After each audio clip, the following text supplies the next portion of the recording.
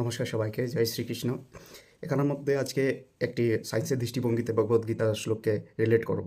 আর সেই শ্লোকটি হলো চ্যাপ্টার নম্বর 2 আর শ্লোক নম্বর 23, যাতে বলা চিন্নন্তি শস্ত্রাণি নৈনং দহতি পাবক। অর্থাৎ এখানে বলা হয়েছে, ভগবান শ্রীকৃষ্ণ বলেছেন যে এই আত্মাকে অস্ত্র দ্বারা কাটা যায় না, বায়ু তাকে শুষ্ক করতে পারে না, আগুন দিয়ে জ্বালানো যায় না। অর্থাৎ এখানের মধ্যে আত্মা হলো বা সোল অমর আর এটার্নাল। এই বিষয়ের উপর বিভিন্ন ধরনের সায়েন্টিফিক ব্যাখ্যা বা সায়েন্টিফিক রিসার্চ হয়েছে।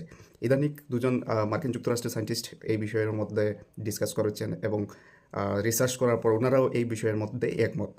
একজন ফিজিক্স বা ফিজিক্স সায়েন্টিস্টের কথা আমার এখানের মধ্যে উল্লেখ করবো, ড্যানিয়েল ফ্রেডম্যান। আপনার নিশ্চয়ই এই বিষয়ের মধ্যে সার্চ করে দেখতে পারেন। এখানের মধ্যে ওনারাও একই সিদ্ধান্তের মধ্যে উপনীত হয়েছে।